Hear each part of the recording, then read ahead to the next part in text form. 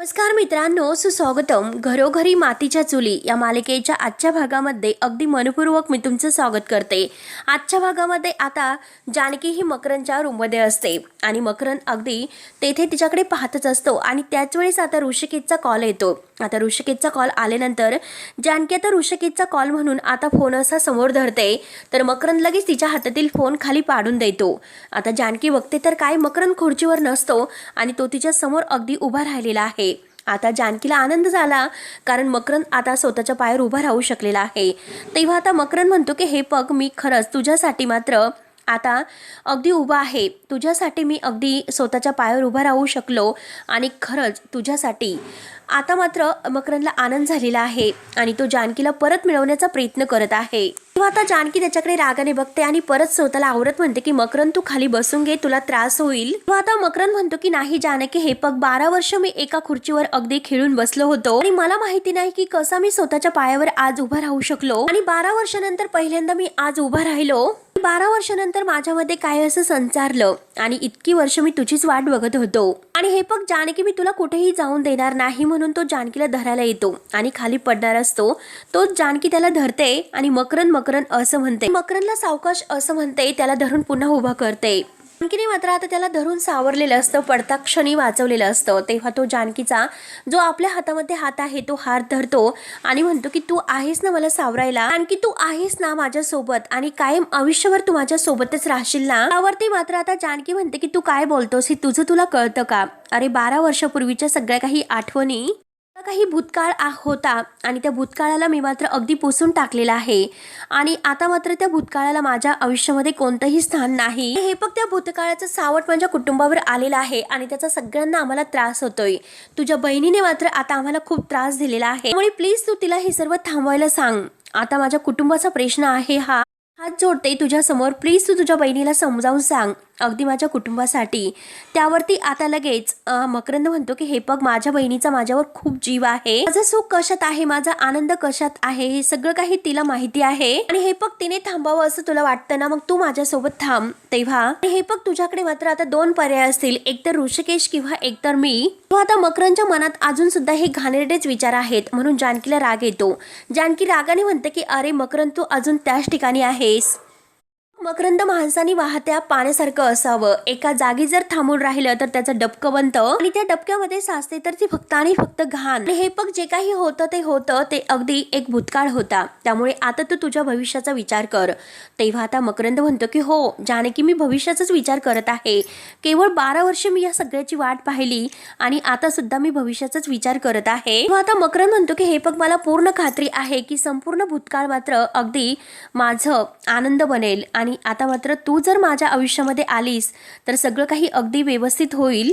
आणि तेव्हा आता जानकी मकरंदला लोटायला जाते. आता मकरंद लगेच अगदी खाली पडणार, तोच जानकी पुन्हा त्याला धरते आणि मकरंद म्हणून ओरडते आणि आता जानकी लगेच बाजूला होते. तर आता मकरंद म्हणतो की बघितलंस का, ही तर नियतीच आहे. नियतीनेच पुन्हा तुला माझ्या समोर अगदी आणून ठेवलेलं आहे. तर हे सगळं नियतीनेच केलेलं आहे की आज इतक्या वर्षातून मी तुझ्या समोर उभा आहे. तर त्या रात्री मात्र मी मेलो असतो, पण नाही, मी मेलो नाही आणि आज सुद्धा मी जिवंत आहे, मेलो नाही. त्यामुळे आता मात्र मी परत आलो आहोत. त्यामुळे ह्या मकरंदला मात्र तू पुन्हा कुठेही सोडून जाऊ नकोस.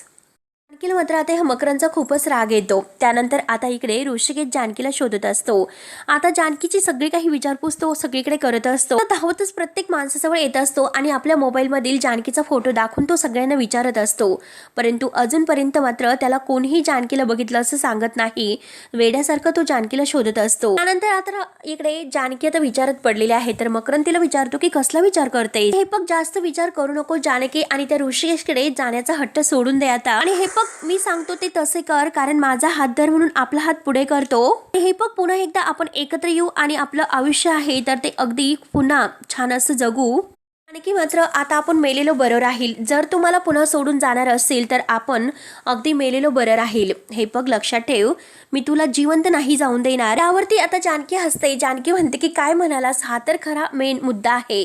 कारण तू आत्ता काय म्हणालास की मला जिवंत नाही जाऊन देणार, आणि काय रे, तू माझ्यावर प्रेम करतोस? कधी तू माझ्यावर प्रेम केलं होतंस का? तुला प्रेमाचा अर्थ कळतो का? हे बघ, प्रेम म्हणजे त्याग असतो. ती माणसं एकमेकावर प्रेम करतात तर ती माणसं एकमेकांसाठी जीव सुद्धा ओवाळून टाकतात आणि एकमेकांसाठी त्याग सुद्धा करतात. मग बोल, तू कशाच्या आधारावर हे सर्व जगलेलं आहे? बोल, अरे कशासाठी? अरे ह्याच प्रेमाचा तू जीव घेण्याचा अगदी म्हणजे प्रयत्न करत आहे. तर मग तुला प्रेमाचा अर्थ काय कळालेला आहे सांग ना तुम्हाला. हे बघ मकरंद, माझं अजून सुद्धा तेच अगदी एक निस्वार्थी प्रेम आहे आणि एकच प्रेम आहे. मी कधी असं वागले नाही, पण एक माणूस म्हणून तू हरला, अगदी चुकला. आणि प्रेम काय असतं हे मात्र अगदी माझ्या ऋषिकेश कडून शिक. जे काही आहे ते सगळं.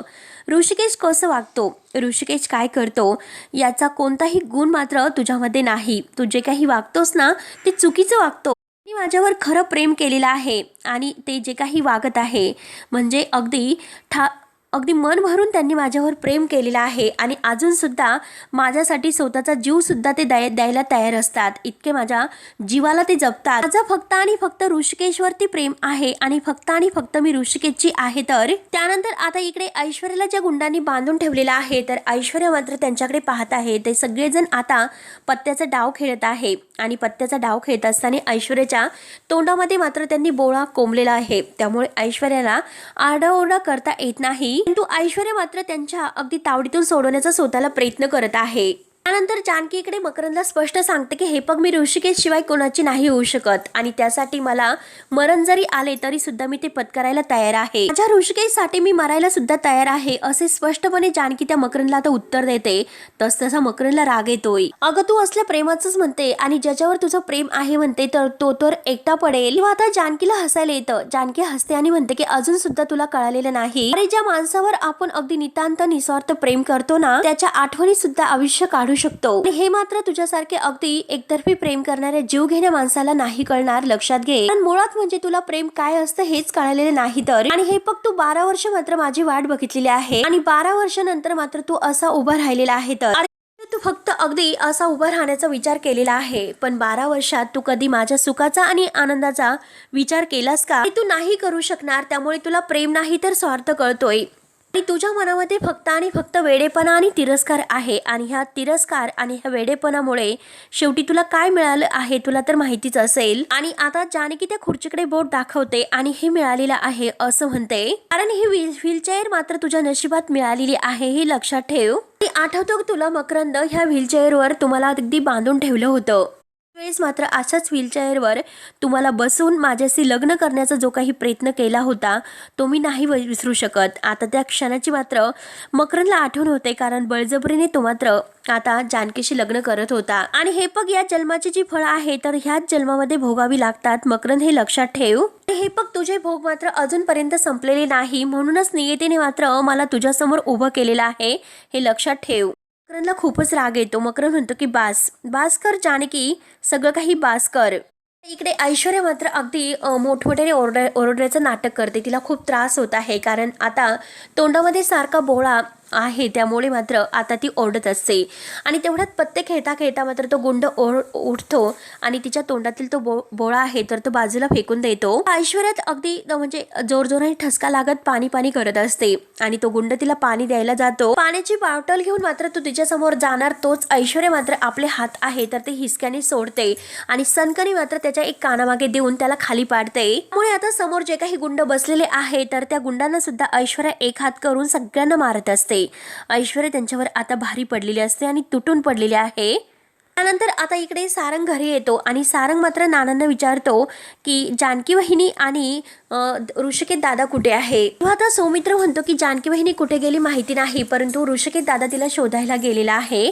तेव्हा आता सारंग म्हणतो की बापरे, म्हणजे आता नक्की जानकी वहिनीला ती ऐश्वर्याला भेटायला गेलेली आहे. तर तेव्हा आता नाना रागानेच विचारतात की सारंग, तुला असं का वाटतं. सारंग म्हणतो की हे बघा नाना, जेव्हापासून आता त्या ऐश्वर्याने आता जानकी वहिनीच्या बाजूने साक्ष दिलेली आहे तेव्हापासून मात्र जानकी वहिनीचं तिच्याबद्दल असणारं मत बदललेलं आहे. तर जानकी वहिनी मात्र आता ऐश्वर्याची जास्त बोलायला लागलेली आहे. तर त्यामुळे मला पूर्ण खात्री आहे की ती ऐश्वर्या मात्र नक्की आपल्या विरोधात वहिनीला भडकवणार म्हणजे भडकवणार. तेव्हा आता अवंतिका म्हणते की भाऊजी तुम्हाला चांगलंच कळत असतं आणि सगळ्यांना सुद्धा चांगलं माहिती आहे, ऐश्वर्याला सुद्धा, की जानकी वहिनीला कधीही आपण आपल्या विरुद्ध नाही भडकून देऊ शकत. म्हणजे जानकी वहिनी कधी असं नाही वागणार. त्यावरती सारंग म्हणतो की वहिनी तुम्ही अशा भ्रमात राहू नका. आता सारंग मात्र प्रत्येक शब्द मायाचा बोलत असतो. मायाने जे काही त्याच्या डोक्यात बिंबवलेलं आहे तर तेच आज तो बोलतोय आणि म्हणतो की आता वहिनी ती ऐश्वर्या साधी बाई नाही. फिरून फिरून मात्र ती वहिनीला असं काहीतरी सांगेल, वहिनीला सुद्धा तिचंच म्हणणं खरं वाटायला लागेल अशी आहे ती ऐश्वर्या. तिनेच मात्र जानकी वहिनीला खोटं सांगून माया विरोधात भडकवलेलं आहे. तेव्हा आता सौमित्र विचारतो की काय आणि कशावरून. तेव्हा सारंग लगेच म्हणतो की आत्ताच मी मायाला भेटून आलो. आता मायाला भेटून आलो म्हटल्यानंतर आता सगळ्यांना धक्काच बसतो आणि सगळेजण सारंगकडे एकटक बघत असतात. ती आता अवंतिका लगेच म्हणते की भाऊजी तुम्ही त्या मायाला इकडे का पकडून आणले नाही. आपल्या घरामध्ये जे वाईट साईड अगदी घडलेलं आहे ते सगळं आणि सगळं त्या मायामुळे घडलेलं आहे. तर तेव्हा आता सारंग म्हणतो की नाही वहिनी तिच्यामुळे काही घडलेले नाही, सगळं मायामुळे नाही तर ऐश्वर्यामुळे होत आहे. तर आणि हे बघा आपला सगळं काही गैरसमज आहे, कारण ती ऐश्वर्या आहे ना ती सगळं काही आपल्याशी खोटं बोलते आणि आपल्याशी खोटं बोलून बोलून माया विरोधात आपल्याला भडकवून देत आहे. तर आणि आपल्या मनात असणारं जे मायाबद्दलचं मत आहे ना तर ते बदलण्याचा प्रयत्न करत आहे. त्यानंतर आता इकडे ऋषिकेश जानकीला सगळ्या ठिकाणी शोधतो आणि शेवटी वैतागून तो घरी फोन करतो. सुमित्राच्या मोबाईलवर फोन आलेला आहे. ऋषिकेश सांगतो की जानकी अजूनपर्यंत नाही सापडलेली. तेव्हा आता सुमित्रा म्हणते की काय बोलतोस, म्हणजे जानकी सापडलेली नाही यासाठी तू फोन केलास का, कुठे गेली जानकी. तेव्हा ऋषिकेश म्हणतो की हे बघ मी सगळीकडे शोधलं परंतु आता कुठेही मात्र जानकी नाही. आता सगळ्यांना मात्र एक प्रकारचा धक्का बसतो. सारंग म्हणतो की आई तू फोन माझ्याकडे दे मी बोलतो. शेवटी ऋषिकेश मात्र आईच्या हातातील फोन घेतो आणि लगेच म्हणतो की हे बघ दादा मी सारंग बोलतो, मला नक्की खात्री आहे की जानकी वहिनी मात्र त्या ऐश्वर्याला भेटायला गेलेली असेल आणि तुला सांगतो की ऐश्वर्या नक्की गोड बोलून काहीतरी भयानक करणार आहे दादा. त्यामुळे ताबडतोब मात्र आपल्याला जानकी वहिनीला त्या ऐश्वर्याच्या ताब्यातून सोडावं लागेल. तेव्हा आता सगळ्यांना एक प्रकारचा धक्का बसलेला आहे. सगळेजण विचारत पडतात. ऋषिकेश सुद्धा आता खूप घाबरतो आणि म्हणतो की मी बघतो असे बोलून तो आता लगेच फोन ठेवतो.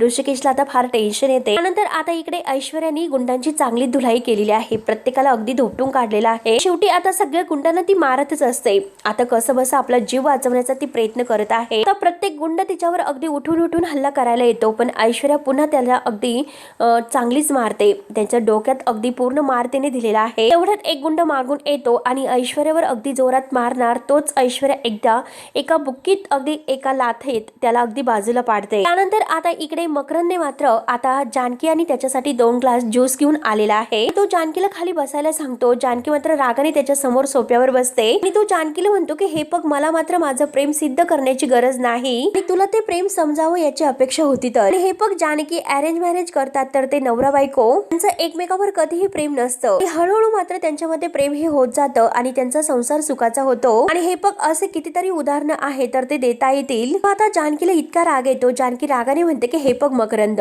मकरंद अगदी तिला हात वर करून शांत राहायला सांगतो आणि आता मकरंद तिला म्हणतो की मला माहिती आहे की तू काय म्हणणार आहेस ते आणि तुला तर माहिती आहे की आपला सर्वात अगदी दोघांचाही मोठा प्रॉब्लेम काय आहे ते. पण दोघे सुद्धा खूप हट्टी आहोत. आणि मकरंद मात्र आपल्या जे काही खिशामध्ये एक विषाची बॉटल आहे तर ती बाहेर काढतो आणि पॉइझन आता आहे ती बॉटल. तर जानकी मात्र पॉइझनची बॉटल बघितल्यानंतर आता तिला धक्काच बसतो.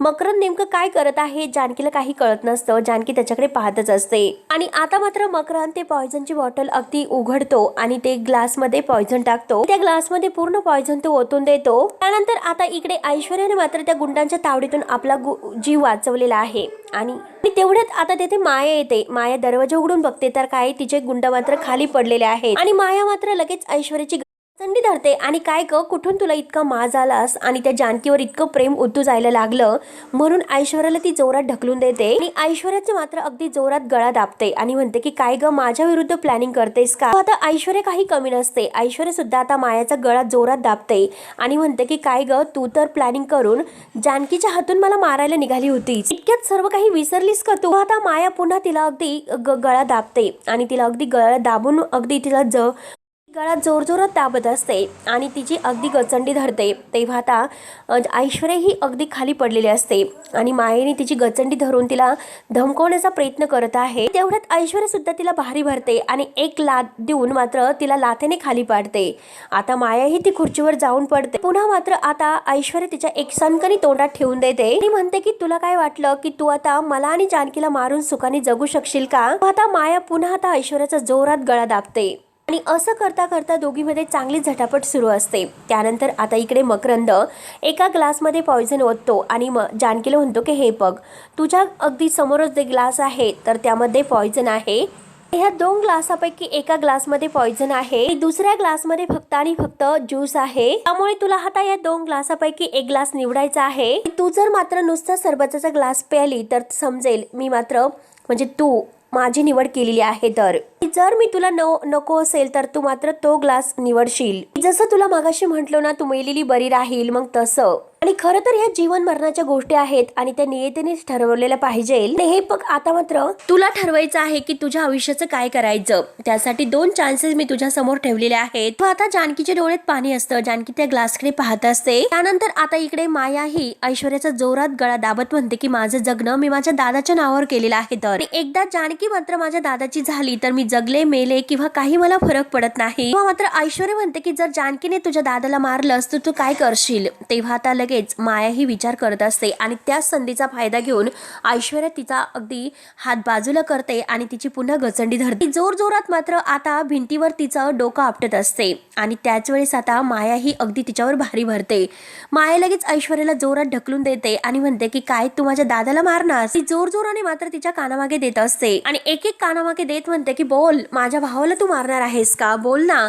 आता मात्र ऐश्वर्या रागाने तिचा हात धरते. दुसऱ्या हाताने मात्र माया तिला मारायला जाते. तोच लगेच ऐश्वर्या दोन्ही हात धरते. तिची ओढणी घेऊन जोरात तिला अगदी ओढणी ओढते आणि जोरात तिचा गळा दाबते. माया अगदी जोरात किंचाळते. तेव्हा आता जोरात हिसका देऊन मात्र ती बाजूला होते आणि ऐश्वर्याच्या पोटात जी गोळी लागलेली आहे त्या ठिकाणी खूप असा त्रास होत असतो. नंतर आता इकडे जानकी त्या 2 ग्लासाकडे बघते आणि मकरंदला म्हणते की हे बघ, तुझ्यासारख्या माणसासोबत आयुष्य घालवण्यापेक्षा मी हसत हसत मरणाला सामोरी जाईल. आणि हे बघ मकरंद, माझ्या ऋषिकेशवर खूप प्रेम आहे आणि मी फक्त आणि फक्त माझ्या ऋषिकेशची आहे. म्हणून जानकी मात्र आता तो जो काही ग्लास आहे तो घेते आणि त्याचे सगळं काही ज्यूस पिऊन घेते. आणि आता तिला असं वाटतं की त्या ग्लासमध्ये अगदी आता ते पॉयझन आहे म्हणून.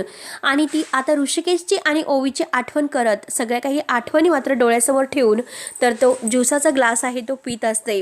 मकरंद तिच्याकडे बघत असतो. सगळ्या आठवणी काढत मात्र आता लगेच जानकी ही प्रत्येक तो ज्यूस अगदी घटाघटा पित आहे, काही खाली सांडत आहे आणि मकरंद तिच्याकडे बघून रडतोय. तेव्हा आता जानकीला ठसका लागतो. तर आता मकरंद म्हणतो की तुला तर माहितीच असेल की जगातील सर्वात नशीबवान नवरा कोण असेल, म्हणजे माणूस कोण असेल, तर तो म्हणजे तुझा नवरा ऋषिकेश. कारण तो खरंच खूप लकी आहे. तुझ्यासारखी इतकी अगदी प्रेम करणारी बायको मिळाली आणि खरंच आणि मला ऋषिकेश सारखं कधीही वागता नाही आलं. मी फक्त माझ्या अहंकाराला जपत आलो आणि तुझ्यासाठी लढत राहिलो. मी हरून हरून थकलो आणि तुला वाटत असेल की मी इतका विचित्र का वागतो. खरं तर मला स्वतःला मात्र ह्या विचित्र वागण्याचा त्रास व्हायला लागलेला आहे आणि आतापर्यंत मी खरंच खूप स्वार्थी वागत आलो. आणि माझी लाडकी बहीण माया, तिला तर असं वाटायचं की मी तिच्यासाठी खरंच एक बेस्ट भाऊ आहे आणि माझ्या हट्टापायी आणि माझ्या ह्या वेडेपणामुळे तिने स्वतःला सुद्धा त्यात सामील करून घेतलं माझ्या आनंदासाठी. आणि या सगळ्या कारस्थानामध्ये मी तिला सामील करून घेतलं. कधीही तिचा आणि तिच्या सुखाचा विचार नाही केला. तिच्या आयुष्याचा सुद्धा विचार मी नाही केला. का स्वार्थी मी वागलो